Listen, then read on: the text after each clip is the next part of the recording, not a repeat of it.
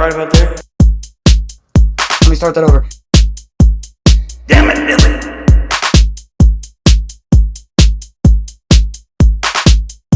Are you ready? Pay attention! Check your reality.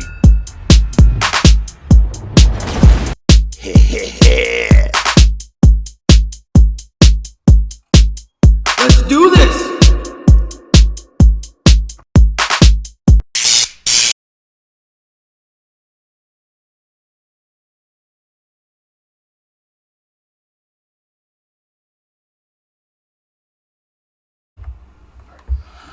There we go. Alright, we're in. We're in.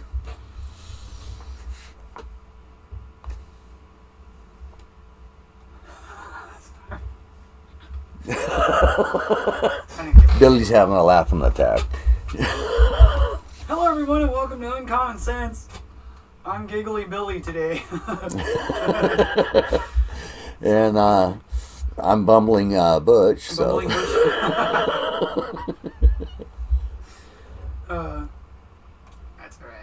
That's alright. Bombastic Billy? That's a good word. There you go. There you go. Bombastic. Sometimes too charismatic for my own good. Just embarrass myself. Oh. Alright, so today, guys, we're going to do something a little bit different. We're going to be reacting. Ooh. Yes. Reacting to the last surviving prosecutor of the Nuremberg Trials. And for those that don't know what the Nuremberg Trials were, Look it up. Look it up. Do some research. It was the trial of the century. And the History Timeline channel on YouTube has a lot of stuff like that. Oh, yes. About the Nazis. Right. The whole Holocaust. And, yeah. And they'll do direct interviews and stuff like that, too. Right.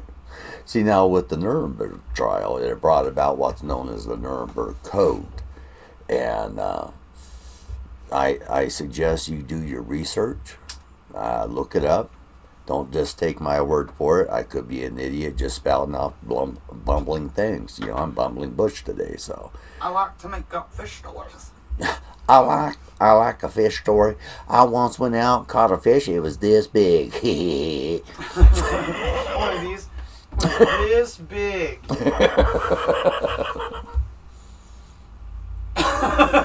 And every time we tell the story, the fish grows.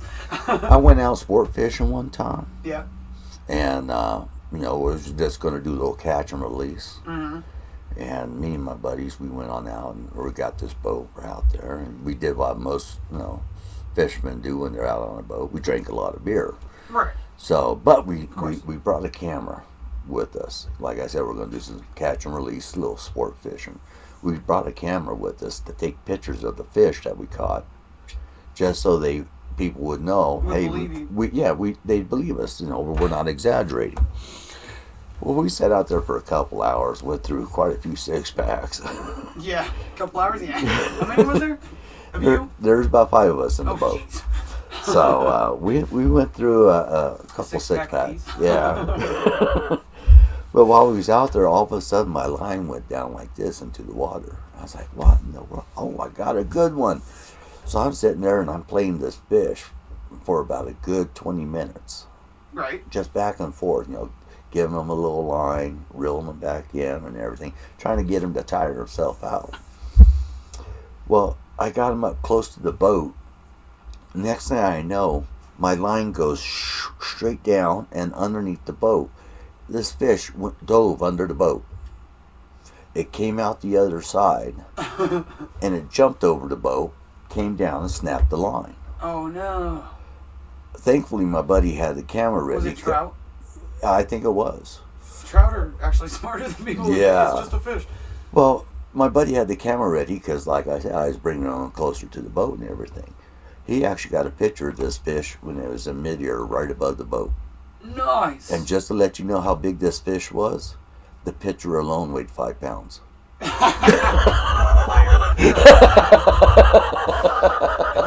Next time he tells a story, he's going to weigh 10. Shoot, I think I heard this before. Last time it was only 2.5. Oh, man. Well, we'd like to thank you back for another episode of Uncommon Sense. We're your uncommon host. We're going to talk about the Nuremberg trial today, and we have a video of the last attorney that tried the defendants in the Nuremberg And trial. I think his name, or I think he's 100 years old. Right. Read this part right here, the little sentence here in the description. Uh-huh. It says, the story of Benjamin Ferenc. Ferenc, the last living prosecutor of the Nuremberg Trials. And I believe he's 100 years old. So my roommate sent me this video. Neither one of us have watched it yet. This is a Right. fully raw reaction. Right. I've been avoiding watching it, in fact. But she did tell me he was like 100 years old, 99 or 100. I think it was 100. My grandma would have been 100 this year Wow. in June. Wow. I would have been 100, but I skipped a birthday, so. He's so full of it. Don't listen to him. Nice.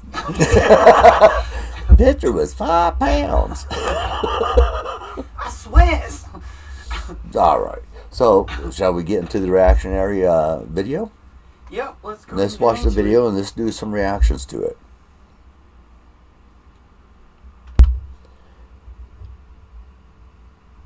Do that again. I think we're off. Pause. All right, we're back, and I don't see my video moving. That's kind of interesting. Is your video moving? Yeah. Ah, mine froze. Uh-oh. Yeah. Wait, no, I think you're still paused. No. One.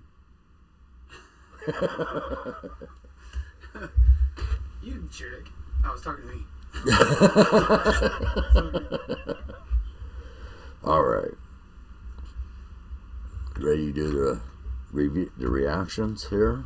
Yep. Okay, let me bring up my screen and then we'll start our real talk here. All right.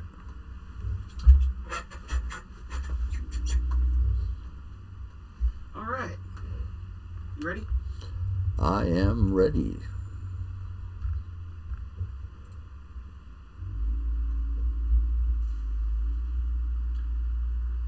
Ready to play? All right, so here we go. We're gonna get this ball rolling. All right. Ready? In 3. Do space bar. Do space bar? Yeah. All And right. we can push it faster at the same time. Okay. 3, 2, 1. Greetings to you all. My name is Benjamin Ferenc, and I'm speaking to you from Delray Beach, Florida. I am 100 years old and the sole surviving prosecutor of the Nuremberg Trials, and I'm very happy to be here in order to reach out to the young generation about what it means to you and what you can do about helping to create a more humane and peaceful world. I was raised in poverty. My family were immigrants. They escaped from Hungary and Romania, which was then known as Transylvania, a country which no longer exists. Yep. And Right. I learned early on that it's not what you call the country, it's how they treat their people that counts. That's right. And we came to the United States, no money, no language, no skills. My father was pleased to get a job as a janitor in Hell's Kitchen in New York, one of the high-density crime areas in the country. My earliest memories begin in the cellar, an area where the Irish were fighting Italians and the Italians were fighting the Jews and so on. And there was a lot of crime going on. Anyway, this 8th grade teacher called my mother came in. My father hadn't seen for a couple of years. And she was there with the principal. I thought they were going to complain about some mischief I'd been up to, which I was up to much of the time. She said, "This is a gifted boy. He should go to college." Well, we had no idea what she meant. Nobody gave me any gifts. And so when she said it was a gifted boy, I mean, what does that mean? And go to college. We didn't know anybody who went to college. It's just when you finish high school, if you were lucky, you went to work. So my mother said, whatever's lucky, good you for went to him, work. we'll do. Yeah. And so I think that marked a turning point in my life. Off I went to City College, and my grades were not extraordinary. First of all, that was a really cool shot of that school right there. Right. Mine didn't pause. There we go.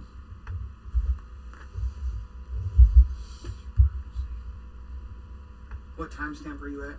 I'm at 2:14.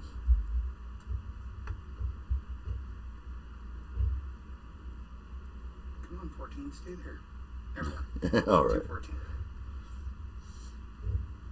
So, yeah. I think that's really cool. Kind of going through his little bit of his history, where Yeah. he came from. Yeah. So he's not from the U.S. Yeah, he's an immigrant. Mm-hmm. Legal immigrant. Yeah, legal immigrant. They didn't speak English when they got here. That's interesting too. You know, he never knew anybody that went to college. Right. It was such a normal thing already here in America. Mm.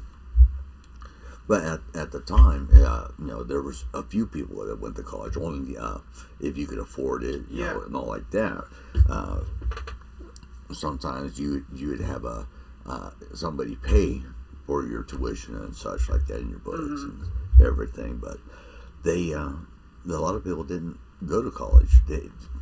At If that you're time, lucky, you went to work. Like if you were lucky, you went to work, because we're talking about almost around the time of the Depression and such. Yeah, it would have been. So, Because yeah. my grandma was born in 1921, Mm-hmm. and she was 8 when the Depression started. Right. So, and he was just a young boy when they moved here. Mm-hmm. That's crazy to think. He was right at the same age as my grandma, so I can almost timeline it, because I know so much about her life and Right. her timeline. Yeah. Makes So- me wonder when his birthday is. Well, we can look it up. Yeah, we could look it up later. Are you ready? Ready? My grades were not extraordinary, and I got a degree in social sciences and all those things. I was an A student. But in biology, I didn't want to dissect a frog. I didn't want to do the things they wanted me to do. I inquired which was the best law school in the world, and they told me Harvard. And since I was very short, still am, shrinking, I thought I'll apply there. So I applied to Harvard, and they accepted me. And they gave me the first exam was in criminal law. I did so well that they gave me a scholarship. When I was still in law school, the war broke out. Japan attacked the United States at Pearl Harbor. Everybody I know went down to Harvard Square to enlist, including me. So I was busy trying to get into the branch of service that I wanted. I tried the Air Corps, and I tried paratroopers, and I tried Marines, and I tried everywhere. Nobody wanted me for one reason or another. Most of them was too small. The Marines said, "You don't look like a Marine. We can't take you." And so there I am, going into the Army as a private, the lowest rank you can possibly get. And I was assigned to the 115th AAA Gun Battalion. The AAA means anti-aircraft artillery. I, of course, had no the slightest idea about what artillery meant or what anti-aircraft artillery meant. At least I could read or write, being trained for the invasion of France. More to say than some kids. And we went to the South in Carolina, and there I spent days marching up and down again, left, right, left, right, left, right. I said, "Sergeant," what a beast of a man it was there. I said, "The country's at war. Is there something useful I can do besides left, right? I know the difference between my right and left foot." Landed on the beaches of Normandy after we were trained. By the time I got there were still American bodies floating in a U.S. uniform face down in the water. Wow. The tanks, many of them had been hit by the Germans, had fortified all the possible landing spots. And tanks were smoldering, dead bodies, dead American soldiers floating we had gone through the Maginot Line and the Siegfried Line and crossed the Rhine on a pontoon bridge, driving a Jeep, all of which was very Look at hazardous. that bridge. And Yeah. Final battle That's of the crazy. That Bulge looked like a real in story the one too. Ardennes Forest. I got a tap on my shoulder one day. Say you report to General Patton's headquarters. We got some orders for you to report. Hey, So I went to General Patton's headquarters, and he said, we have a message here from Washington. We are required to set up a war crimes branch. And your name has been forwarded from Washington. What's a war crime? And so I think I was the first man in the American Army to deal with war crimes.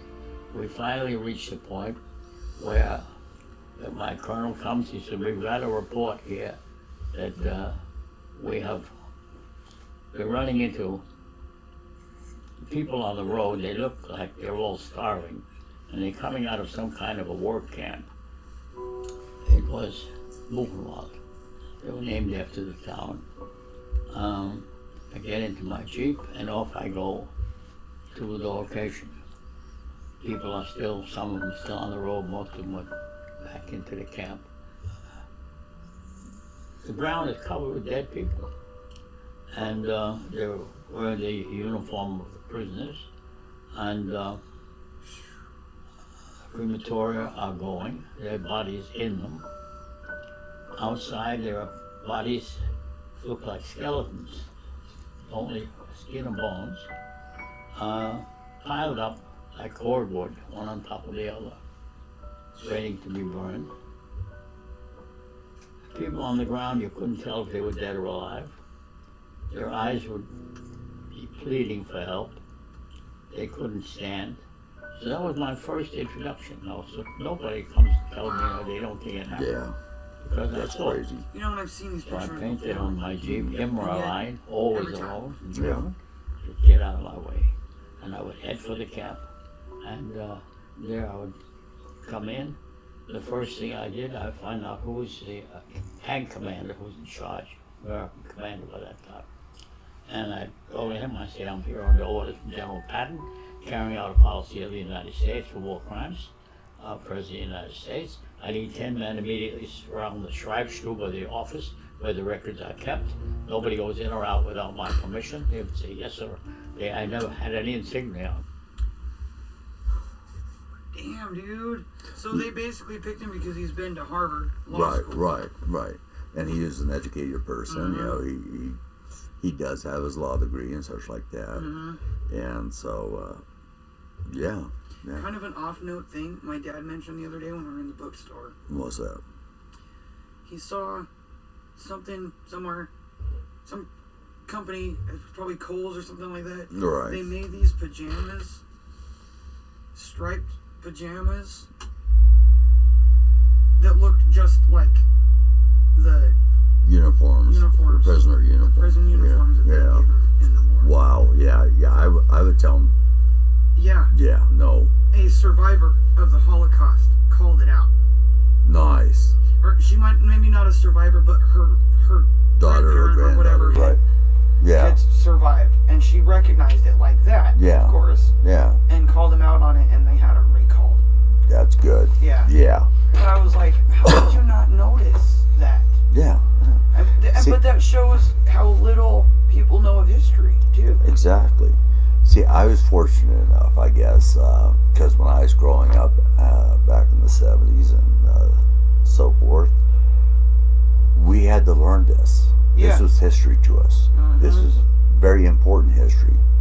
I And learned so about it in high school. Right, so we couldn't repeat, so we shouldn't repeat Exactly. that. And so I've seen a lot of these images, Yep, these pictures, me too. and it And I feel scars like me every time. when I was in high school, you know, because I am a millennial, but I'm also like one of the first millennials. Right. So what I experienced was the full transition of things.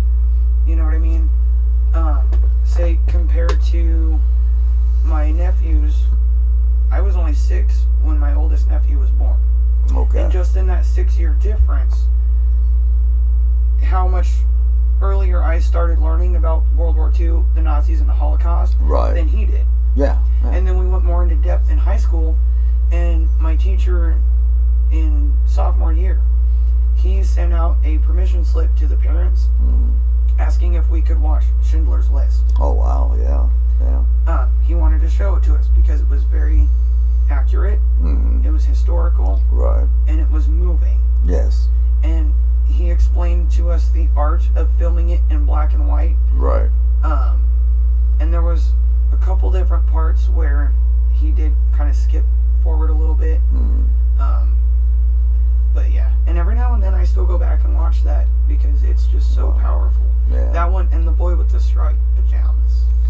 Yeah. That one's a hard one to watch. Yeah, I bet. Have you ever seen it? No, I don't think I've ever seen it. I remember You've heard it, of it, yeah. but I've heard of it. I just never wanted to watch it. And It's a hard one. Yeah. But it's that thing that's hard to watch, but every now and then I'm the type that wants to remind myself why this is so important. right. You know, why is history so important? This is why. This is why. And yeah. how much can we learn from him? Oh, you know? yeah. You know, he's had the life experience. He's gone through it. He has he can tell the story about what actually happened. Yep. We're not just reading a history book. Right. Now. He's actually telling his life story about it, and that's that is It's very profound. yeah, it's very moving to me. Yeah, me too. Right. I almost cried there. I was like, I'm gonna pause for a second, bro. Where are you at on the timeline?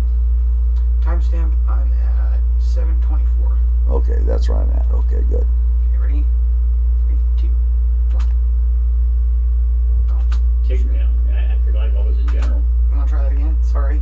Mine didn't go. Okay, I'm at 7:26 now. 7:26. All right. You want to back it up just a little bit? We'll get back it up a little bit. No, I'm on 7:26 though. Okay. Where you want to be? Let's go back to, 7:24 actually go right back to 7. to 7 minutes. Yeah. All right. Look. There we go. The first thing I did, I find out who was the tank commander who was in charge, American commander by that time. And I go to him, I say, I'm here on the orders from General Patton, carrying out a policy of the United States for war crimes. President of the United States. I need 10 men immediately surround the Schreibstube, the office where the records are kept. Nobody goes in or out without my permission. They would say, yes, sir. I never had any insignia. I acted like I was a general. Something like that. And that's what it took to move them. You know, I'd say, move. Oh, and they'd say, yes, sir. The Germans were terrific at keeping records. They had death records. The name of the prisoner, what he died from, typhus, trying to escape. Mostly it was baloney. Trying to escape, or typhoid or some other disease. They were being murdered, systematically murdered, but they took down the name, and they also had the name of who was the officer in charge. This was the type of experiences in the field. Sorry. I did this and try to forget. My big feet. I cannot forget. And it leads to the conclusion that war itself is horrible. It's the Yes, it most is. outrageous thing. If the two heads of states are unable to agree, they take young people, Yep. they send them out to kill other young people they don't even know, in a country they never heard of maybe.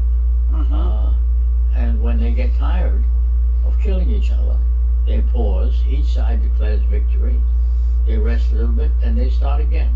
That's the current system. I'm 100 years old now. Yep. It's worrying about guys like you who are 18. Germany finally was defeated. They had surrendered unconditionally, which was a requirement at the time. The Allied powers, British, the French, the Americans, and the Russians got together and they had conferences on what to do about the Germans. And the Americans said, look, we need trials. You accuse them of crime, give them a day in court, let them come in, present the evidence, you present the counter evidence, have judges there who will judge it, as we in America do. It says on the Supreme Court building, justice under law. Law applies equally to everyone. Give them a fair trial. Goering, who was the the defendant that we captured, Hitler had disappeared. And Yeah. we didn't know originally where he went. Eventually, before the war ended, I was looking for Hitler as well. They gave me an honorable discharge the day after Christmas. Bing Crosby had said, "You'll be home for Christmas." He was singing, "I'll be home for Christmas." I wrote to my fiancée, "I'll be home for Christmas." But when Christmas came, I get a telegram from the Pentagon saying, "Dear sir, you had never called me, sir, in 3 years in the Army." And so I go to Washington. He called me, "Dear sir," and I was interviewed there by a Colonel, Mickey Marcus. I give the name because his name was well known. He was a New York boy. He said, "Benny, you have to go back." I said, "Go back to Germany?" I said, "In order to get me to go back to Germany, you have to declare war on Germany again. I'm losing." I said, "I'm not going back in the Army." "Oh," he said, "we need you. We need you.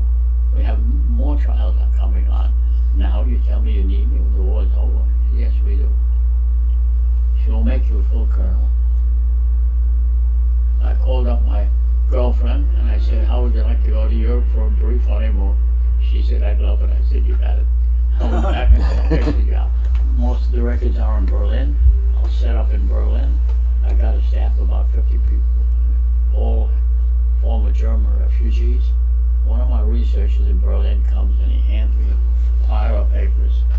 And I look at it and it's in German, Ereignismeldungen aus der UdSSR, which in English means situation reports from the Eastern Front.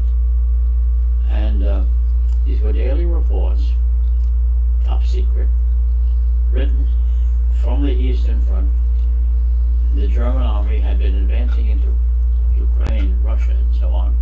And there were special squads called Einsatzgruppen. And their assignment was to kill without pity or remorse.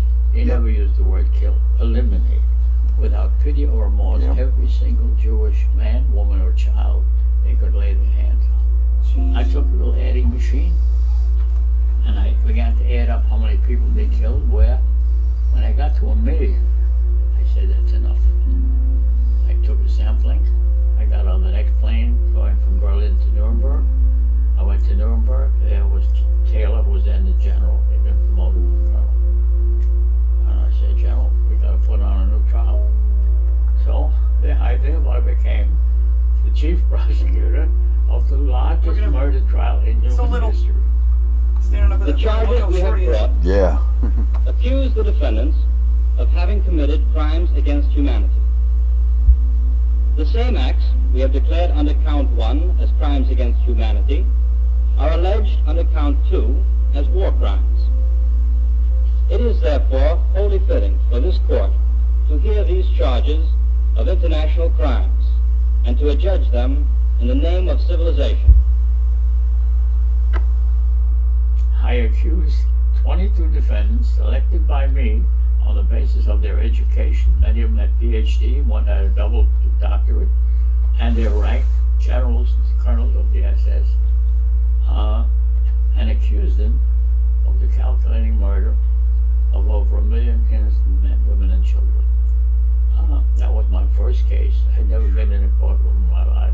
I wrote one case. Wow. I couldn't What was that for a second? We asked the court to affirm Pause the it. international All right. right. Whew. Dude, he's crying. Look at that poor old man. Yeah. You know what's amazing to me? How intact his mind is. Yeah. Yeah.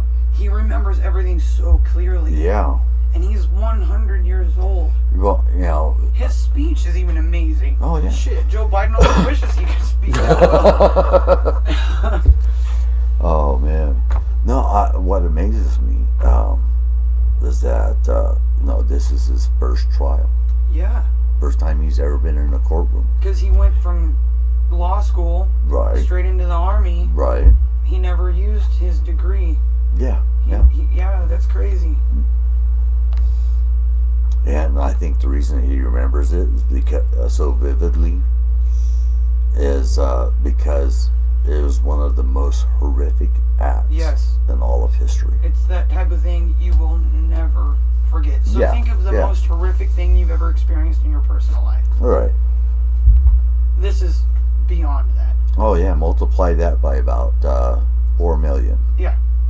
Unless you've actually been to war. Right. Or you were there during the Nazi... Occupation. Yeah. You have no idea. Yeah. You can't even fathom what he saw, what he experienced, the Right. emotions that he felt. And then to read through all of that and add up all those people. Yeah. Yeah. I mean, that's just, wow. Yeah. Profound. It doesn't even, it's so profound that profound doesn't even tell you how profound it is. Exactly. So, You know, and a lot of people, you know, they say, oh no, well, the worst genocide is this, the worst genocide was that. first of all, they're all bad. They're all bad. I don't care what genocide it was, they're all bad. Yeah. But this one, we have the records from the Germans Yes, we do. telling us not only how many, Hmm. or at least very approximately how many, Right. but how they died, Hmm. how they were How executed. how they were reported, and the other ones that have been executed and well, and everything. then all of these ones that are literally just shot Yeah. for no reason whatsoever. Except- no remorse. Yeah. No remorse. No emotion. pity. Nope. Yeah. It's just ridiculous. And the reason, you know, to Not all to say those. anything against the genocides that happened against the natives, but Right. the thing about the natives was they were killing each other before the white man came along. Right. You know, one of these days, if I can find it, I will react to this one video. I watched it last year sometime, I think, Mhm. and it's a native girl. I think she was Alaskan, Right.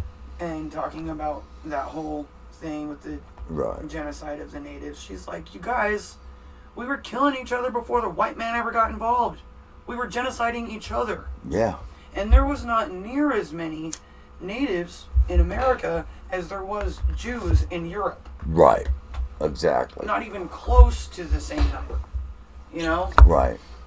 And then, you know, this leads me on to another subject, but we'll save that for another episode. You know, they talking about slavery, you know. Oh, yeah.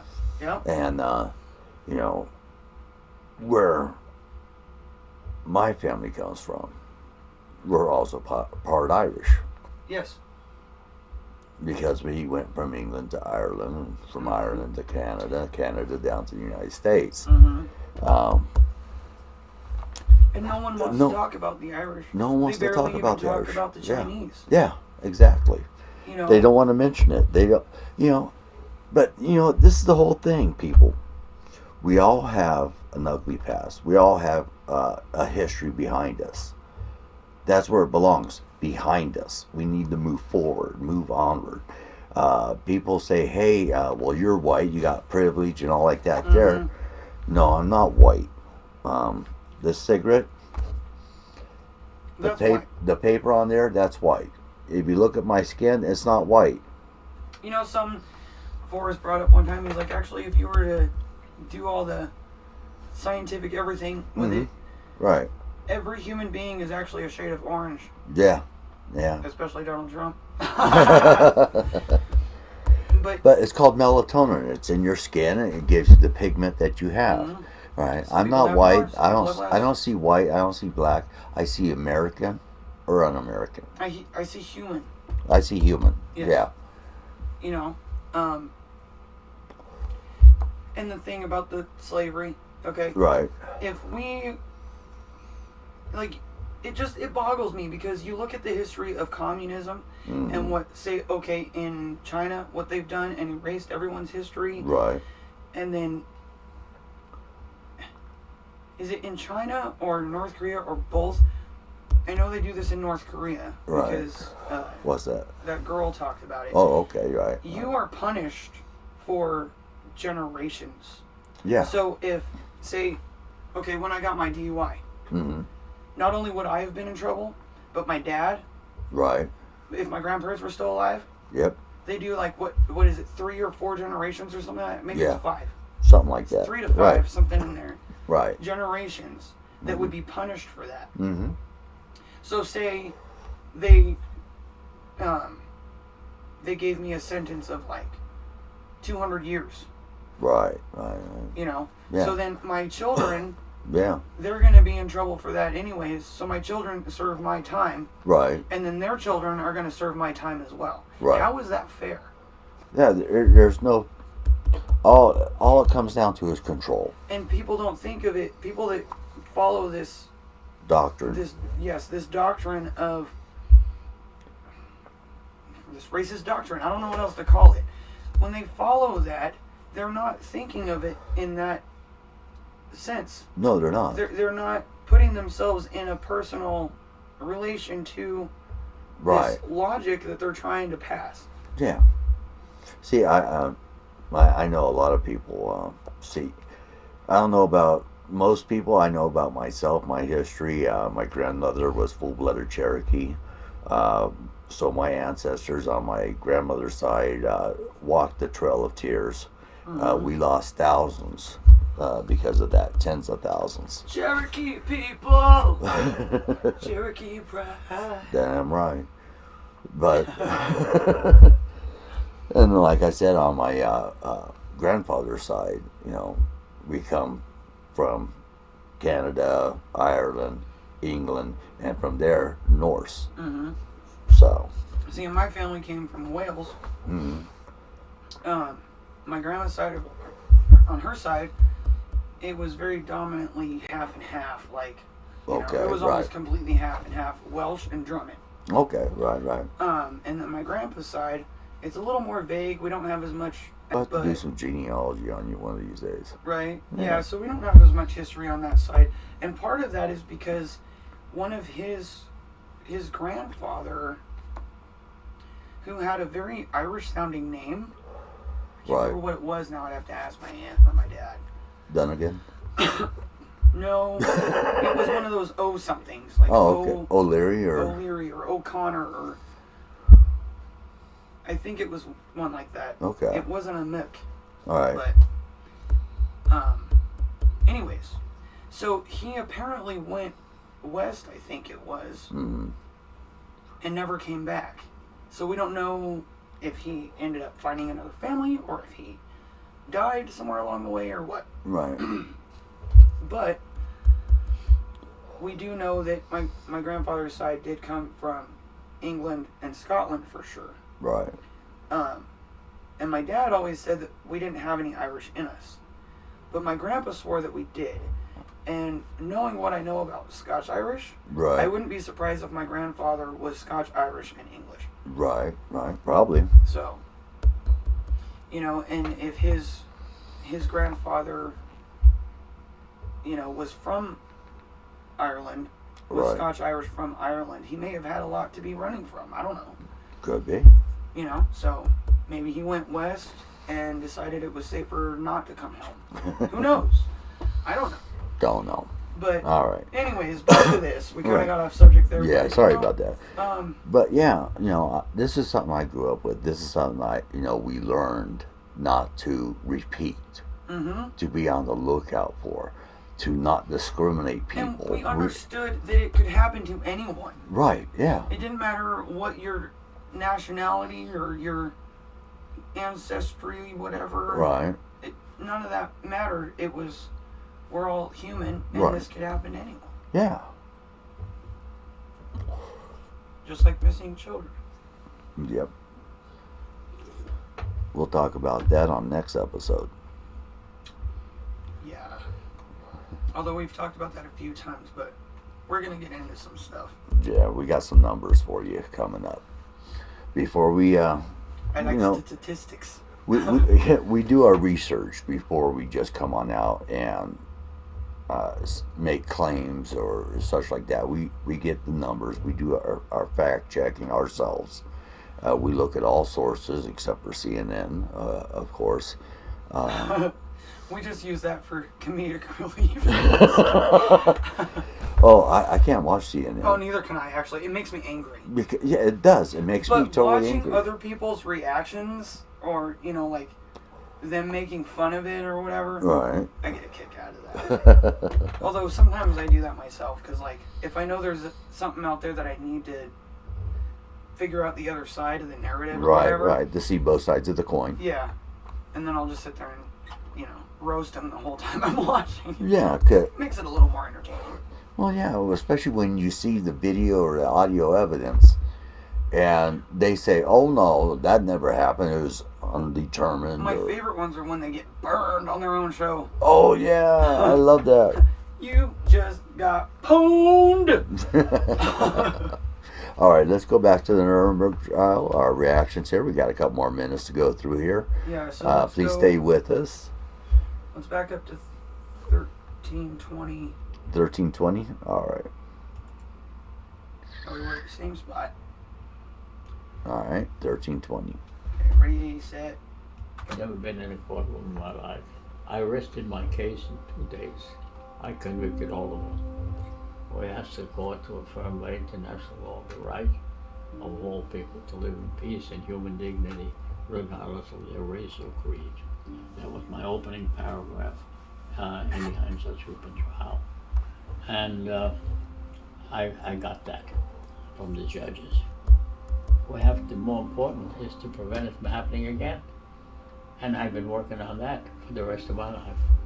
Good deal. And it's very hard to do. It's 3 words: law, not war. If you can do that, you save every day billions of dollars, which you can use to deal with the legitimate complaints of old people who need medical care, students who have to pay for their tuition, all the legitimate complaints which could be solved if we didn't spend the money on weapons to kill them instead of helping them. And that is the current system. Now, how are you going to do it? I will end by telling you how to do it and the principles which have guided me. There are 3 principles. 1, never give up. 2, never give up. 3, never give up. Never give I up. hear you. Never give up. Good luck. I wish you the best of luck. Wow. People get discouraged. They should remember, from me, it takes courage not to be discouraged. Ben Ferenc.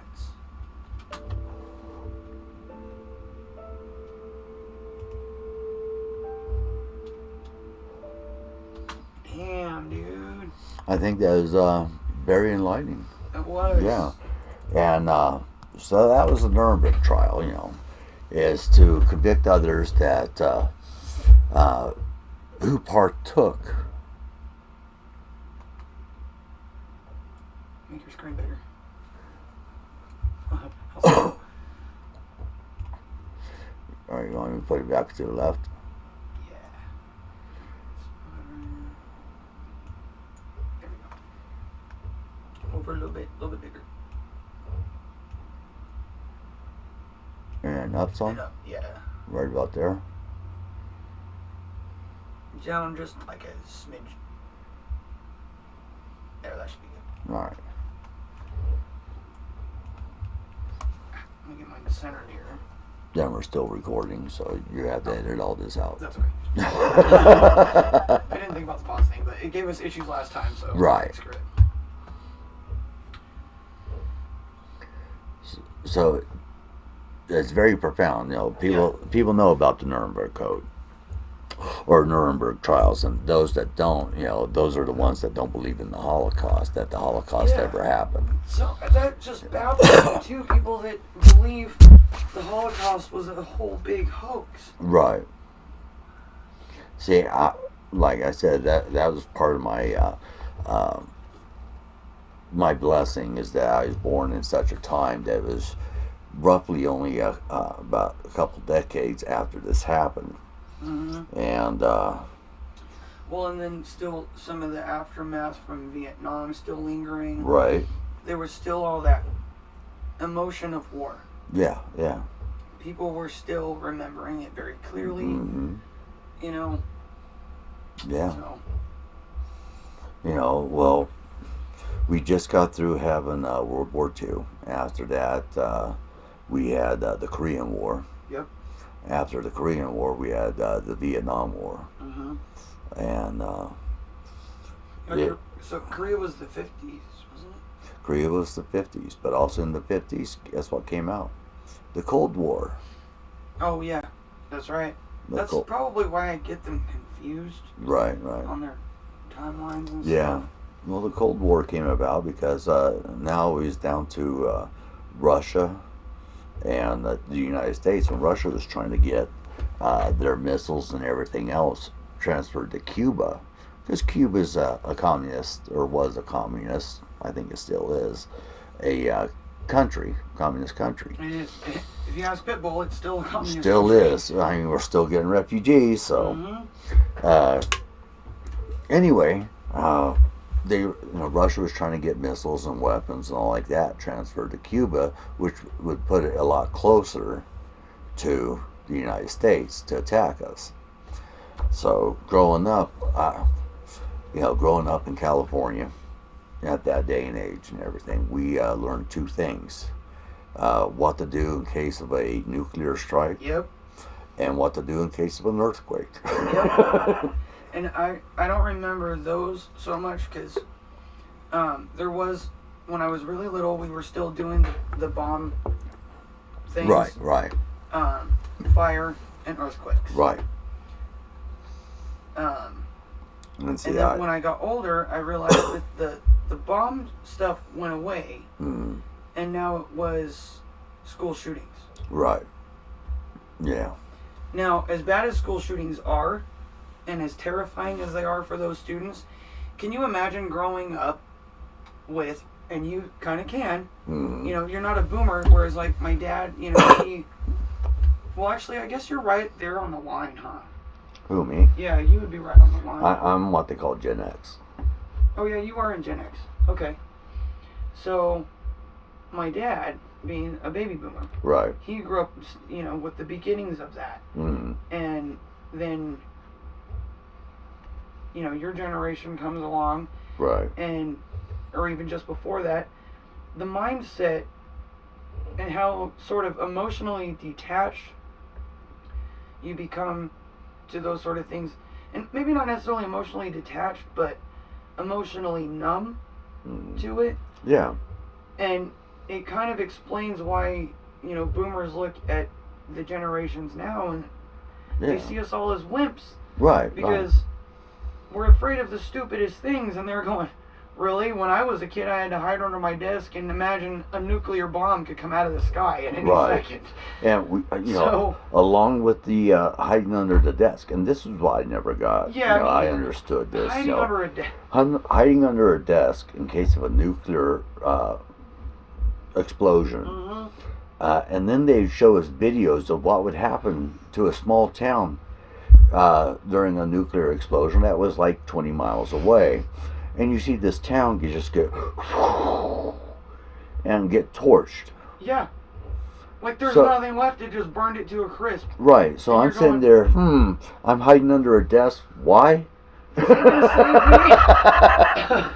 Everybody get to the bunker now! Is this wooden chair really going to save me? Yeah, exactly. The metal desk you're crouched under just sears you alive. Yeah. It becomes a torch itself.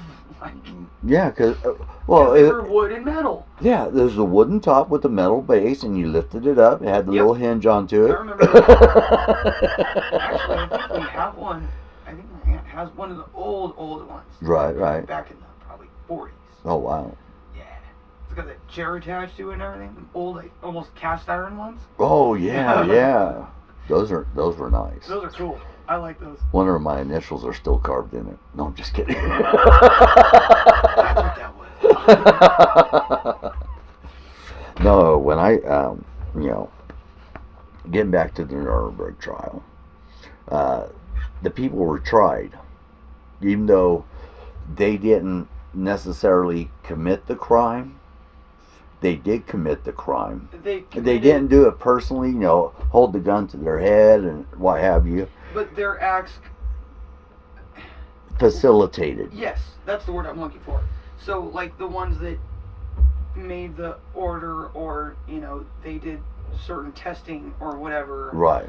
or just, I mean, all kinds of stuff, actually. Yeah. If you participated at all, Yeah. you were at risk of being. Right. Yeah. Well, they have what's known as the Nuremberg Code now. Yes. That says that even, just by complying, knowing, and you know that it's wrong, just by complying and going along with it, you're just as guilty as the person that Yep. did it.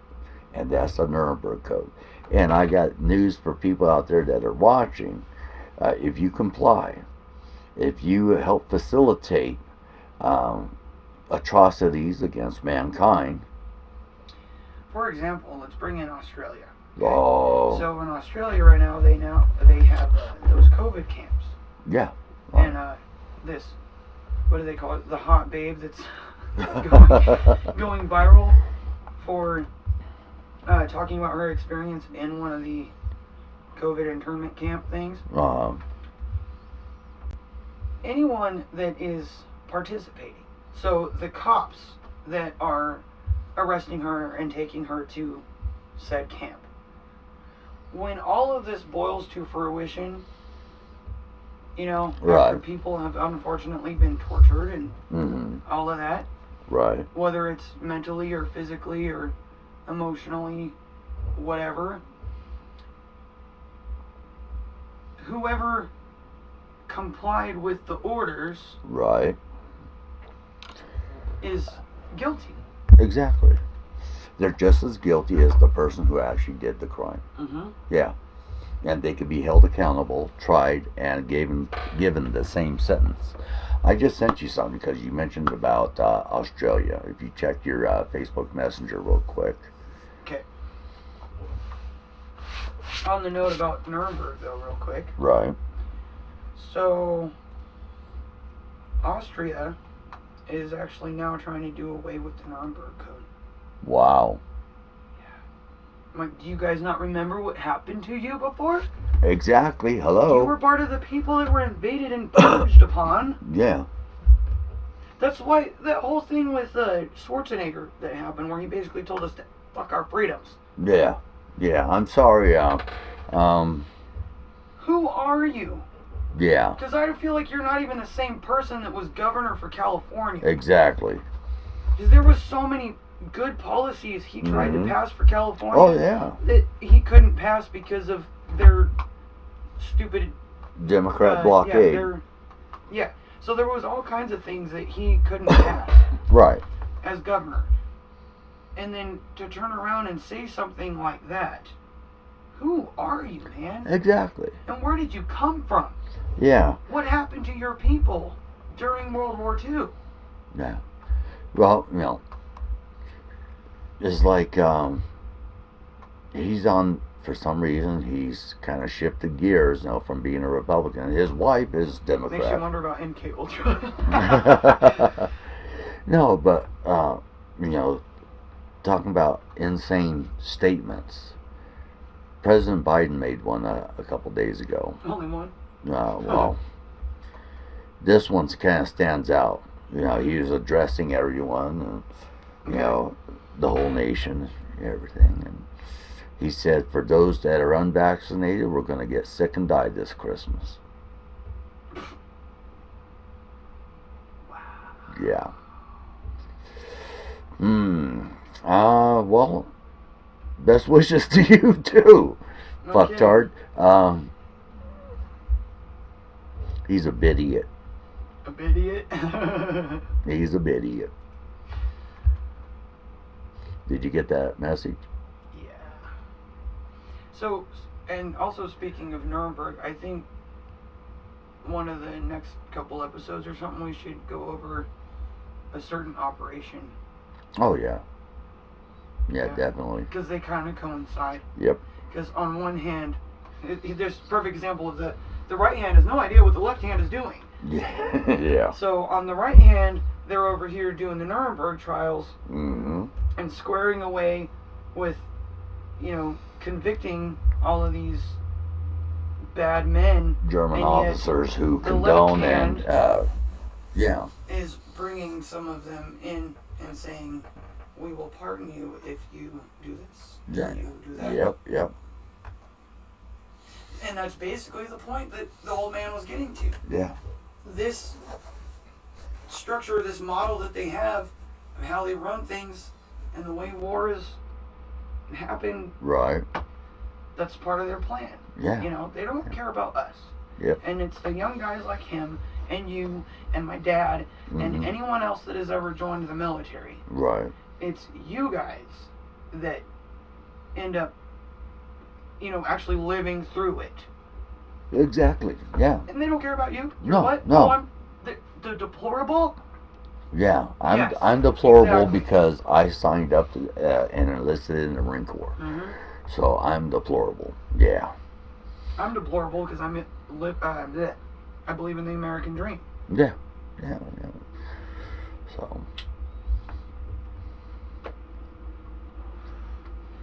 So, Shall we sign off, or you want to watch that? This has to do with Australia. I think it's something that's very vital. People should know is it and this understand. one, this TikTok one? Yep. Maybe you can record it on your Okay, hold screen. on a second. Yeah. Let me bring it up real quick and I'll show you guys. This is something that you won't hear in the press, the mainstream media. They don't want you to know this. They don't want you to see this. They don't want you to hear it. They want you to think that it never happened. But this is what happened down in Australia.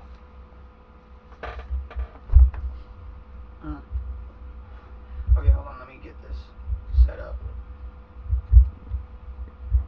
Whoop, hold on. Okay. There it is. I'm terminating, removing, Sorry guys, that was really loud. and arresting the corporate government ministers. That's right.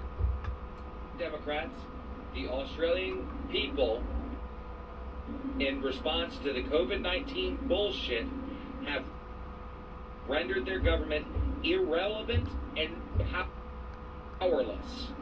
And this wasn't a political coup. This Sorry, it's skipping. wasn't It's even a bloody revolution. These were powers executed by the Australian people under the Australian Constitution. We have the same rights to exercise in this country, but better. but better. That's Yes, right, we because do. we got that Are you really two-way. going to die on this sword for defending Joe Biden and his policies and his response to COVID-19? Because the only thing that movements like this do is to inspire those to remove corrupt politicians. And guess who's at the top of the list? I'm terminating, removing, and arresting Wow. corporate government ministers. Okay, it's replaying. That's right, Democrats. The Australian people, in response. That's crazy. I'm Yeah. sorry for the weird screenness, you guys. I was like, oh, I probably should have moved that before I Good that. brought it now. up, but it's fine. We'll get over it. Sorry, Butch, I kind of blocked your face out for a second. I was getting the short end of the stick. I know, it's happened to me since birth, but it's alright. Man. Oh, man, dude. Yeah, a lot of people don't know about that. That's true, though. I feel like there was something else I wanted to bring up. Now I can't remember what it was, so. Let's see. That was in response to the COVID lockdowns that Australia's going through and the COVID camps that they have there to put all the unvaccinated into these camps and to restrict everyone to stay inside, not go outside unless it's for work purposes, and you're to go there and straight home. You're not to go make side trips, you're not to go to the store, you're not to go do this. All that's supposed to be delivered. Well, you know, the whole thing is that the Australian people got tired of it. They got fed up. They said, you know, enough is enough. They pretty much terminated all the politicians. And they put out arrest warrants for all those politicians. Mm-hmm. So, and that's the power that the people of Australia have with their constitution. That's right. We have that power here in the United States of America. And then some, like he And said, then some. and then some. And a lot of it is that two-way. Yep, the because 2A. we have that to stand behind. Yeah. But also, you've got the 4th, The 4th, the the 10th, 1st, the 1st, the yes. 3rd. Some The of those we 5th. haven't, a lot of those we haven't covered. Yeah. Um, The 5th means you don't have to say shit to anybody. and the 5th is very important. I plead the 5th. That's a very common thing to say jokingly, Right. even in America. People should know what it means. Ooh. What is this? Hold on, we might take a turn here and talk about queer teachers. Oh. I got a video from Ariel right Be- here. This- before you do this video, I just want you brought up teachers and everything. yeah. Yesterday, a California, a couple of parents in California, they're suing the school and a teacher for encouraging their 12-year-old daughter I'm a transgender woman to be transgender. Yes. I heard about that. Why are you doing this to me? Stop. Sorry. It's all I right. apologize, everyone. My computer's being dumb. They're encouraging, or this teacher was encouraging their 12-year-old daughter to be transgender. Yeah, I just heard about that. Matt Walsh talked about it on his show the other day. Yeah. That was the first part I heard of it. In fact, we could probably bring something up. Yeah. I'll bring it up real quick to see. Response to the COVID-19 bullshit have rendered their government My computer is stupid, guys. I apologize. irrelevant Stop! and powerless. I feel irrelevant and powerless because I can't make my computer work. Okay. And just close. Go away. Sorry, everyone. I actually heard about it on Newsmax. Oh, did you? Yeah. Okay, well, why don't we bring up that one? Because Matt Walsh, he's a commentator type, so Right. he has like his own opinion on everything. Right. Let's just bring up the facts here. Yeah. You do- California, right? Yep, California.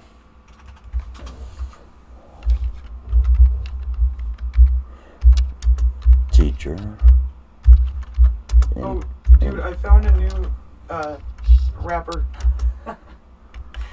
You're gonna have to check it out.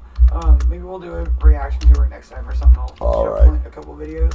Because I've only watched the one that popped up on my Minds page. Right. Her channel, if you guys want to check it out, she's the philosopher. And she's of some type of Asian descent. And her whole everything is about not complying. In fact, I saw this shirt from her that said something about I need new conspiracy theories because all my conspiracy theories came true. And I'm like, bro, that's me. Yeah. But she's got a bunch of others. If you go to her Minds page, I don't know if she's on Facebook or not because I haven't looked. Right. But if you go to her page on minds.com, it's just like all these funny t-shirts that have to do with the COVID nonsense, and like half of what she raps about is the crap. It's just kind of funny. Here it is. I found a Newsmax article. Oh, you did? Okay, Yeah, well, it's why don't you send it to me and I'll bring it up. Okay. Oh, 'Cause there that we worked go. pretty well a minute ago. Copy. 69% done. You're immature. I But am. you, I'm immature. you know what the speed limit is for sex, don't you? I think you told me. Was it 69? No, it's 68. Oh, that's right. Because at 69, you either eat it or you blow a rod. That's right. It's awful. It's freaking gross. That's just nasty. That's nasty. Damn it, Peter. Get.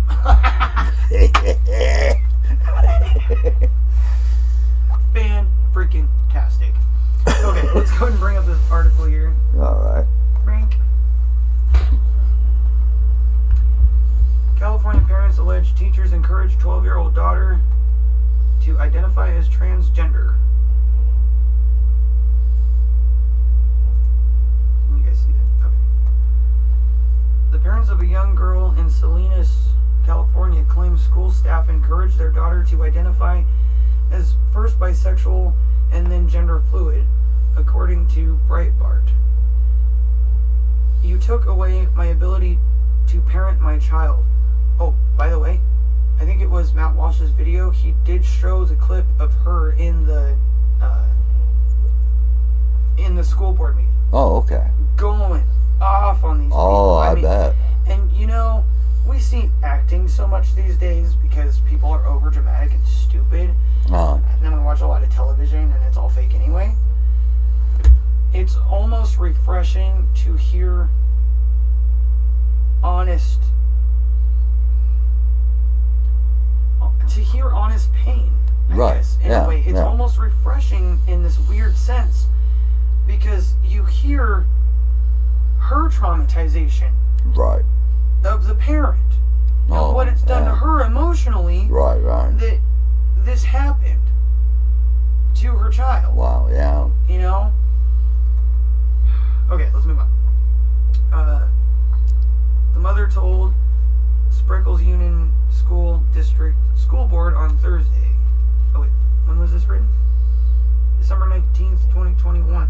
So this one was just written this morning? Oh, I looked at the wrong thing, you dummy. On Friday. So this was published Friday the 17th. Conan alleged that 2 years ago, school staff at Buena Vista Middle School in the SUSD encouraged her daughter, aged 12 at that time, to join a lunchtime equality club where they nudged her into questioning her sexual preferences and gender identity. The mother told Epic Times during an interview that in 6th grade her daughter informed her that she might be bisexual, and by 7th grade she was identifying as trans fluid. A teacher informed her during a meeting. I sat across the table and I was crying, she told the outlet. I was very confused. I was very upset. I was blindsided. Completely blindsided. Conan said the teacher accused her of not being emotionally supportive of her daughter's new gender identity. I felt she completely coached my child, Conan said. Several days after a meeting with the school teacher, Conan reported that a Child Protective Services complaint had been filed against her. Yep. Ultimately, the agency dropped the case. Yeah. Conan has since removed her daughter from the SUSD school. According to Times report, her daughter, now 14, is at a new school identifying again as a female. This is not the first time SUSD has allegedly been involved in the controversial gender and sexuality coaching.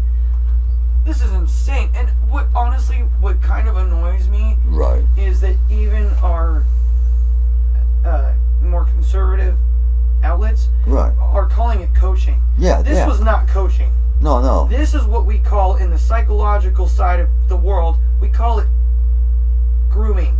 Yes. And something Matt Walsh said the other day that I personally agree with. Not everybody might. And honestly, I would like to hear people's opinions on this. It would be great.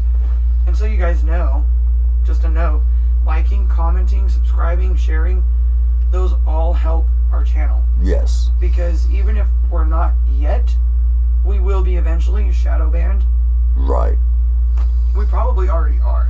I wouldn't be surprised if we are. So but leave your comments, and if you have to, leave a couple comments just to make sure that we got the first comment. Right now, YouTube's doing the thing where they're actually deleting comments off of certain I sent you YouTube that Too Blunt pages. video. Yes. You guys go to our channel called Too Blunt. It's this black dude with these cool braids. And I sent this video to Butch over here, and they had deleted something something in there. He went to click on the comment and it was gone. Right. And he's one of those that's very active in his comments, Right. you know, with the feedback and responding to his viewers and stuff. It's just crazy. And he Yeah. doesn't even have that big of a channel. I think he's got 27K or something like that. Yeah. 27,000 big. followers. Yeah. Yeah. But just remember, if we ever do get banned, you can still find us on Anchor FM, Spotify, Apple Podcasts, Google Podcasts, Pocket Casts. Rumble. I've got a lot of our stuff on Minds already. Yep.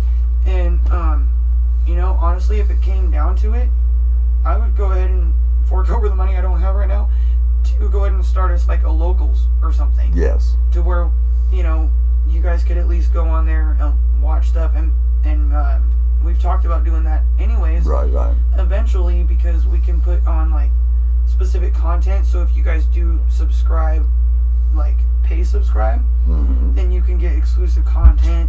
You know, stuff that. Yeah, all the outtakes that we do on our videos. Yeah. You can laugh with us or laugh at us. Either one is fine with us. You know, and I'm up for ideas too. Like if we were to start something like that, what kind of content would you guys want? Right. You know, if you're paying for the channel, and the subscriptions are pretty small. Like Right. it's not much. It's not like much at all. $5 or something like Right. that. But if you guys were to do that, you know, what kind of content would you want to see? Yeah. So, Well, yeah. We can do reactions. We can do factual reporting. We can do opinion pieces. And you guys can sit here and do research with us while Right. we go through all of our stuff. exactly. You know, and that's kind of a behind the scenes type. Right. You know? And if we get enough subscribers and paid subscribers and enough donations to come on in, we'll do a live, Yeah. an actual live. I feel like that's the main thing, you know, because stuff's just crazy. Right. We want to do a live video with you, so join us and comment, make suggestions. We'll look up the information. We'll tell you if it's wrong or right, factual or fictional, and we can go from there.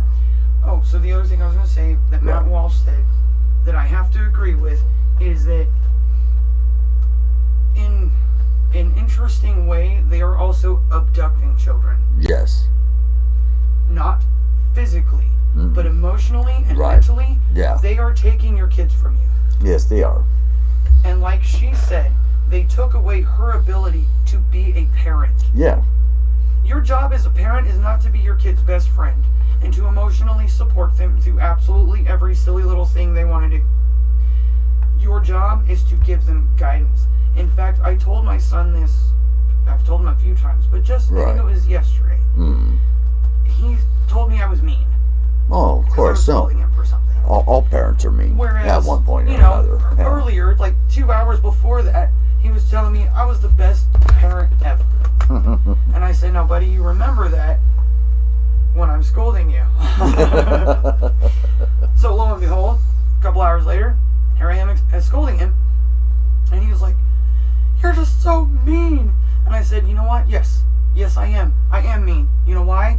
Because I am your parent. It is not my job to be nice to you. It is not my job to be your best friend Right. and to sugarcoat everything for you throughout No. life.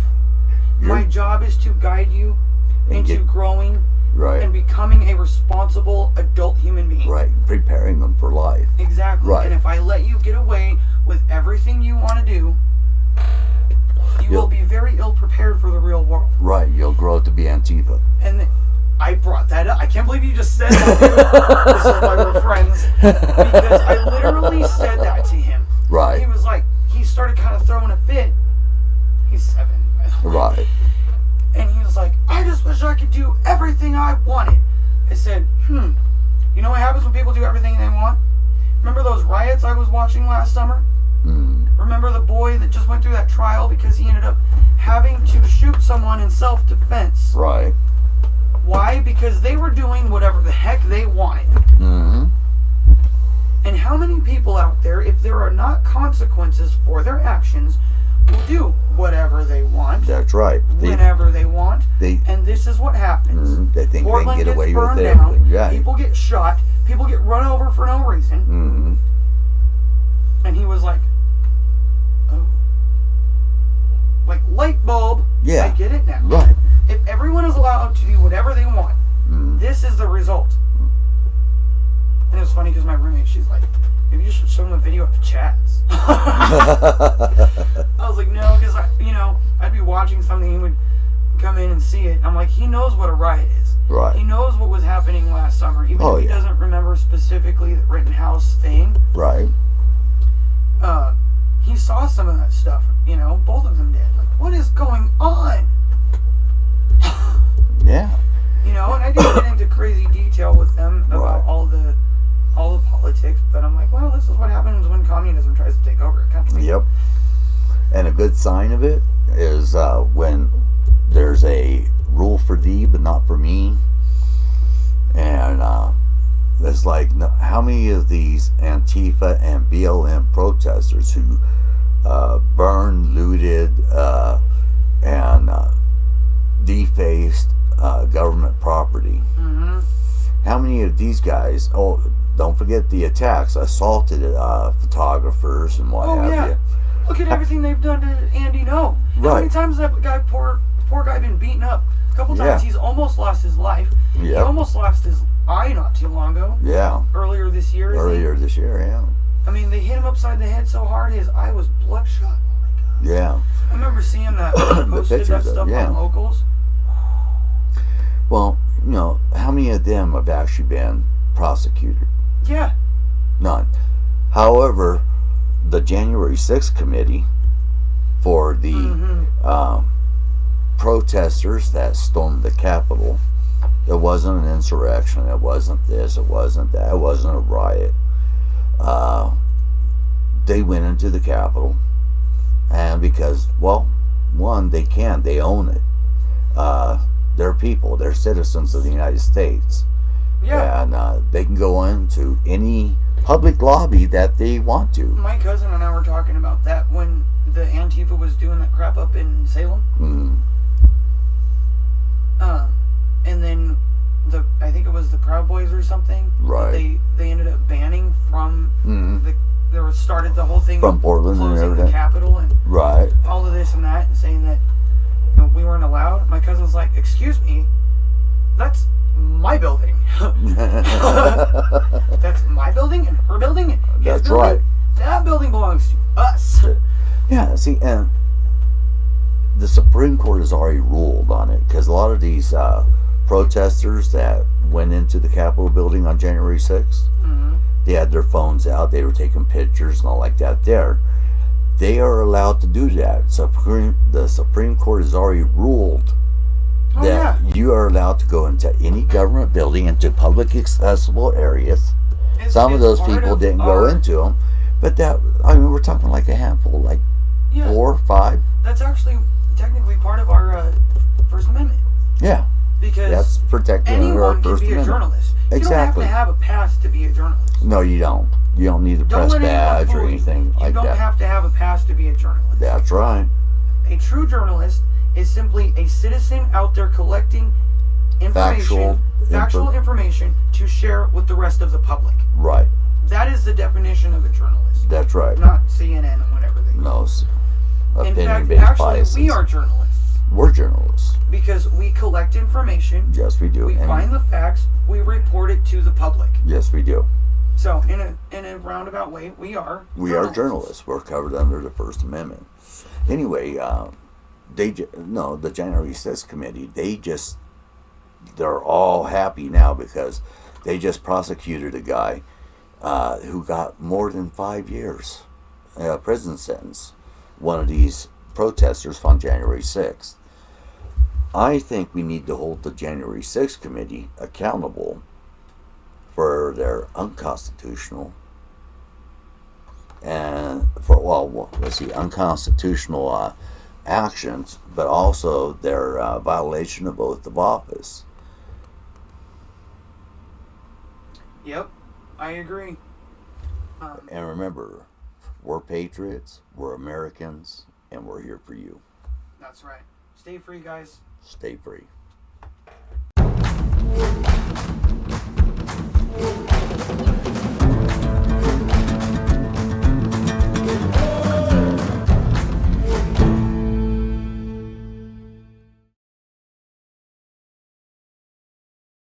Don't forget, Uncommon Sense is now available in audio form thanks to Anchor.fm, where you can also support the show.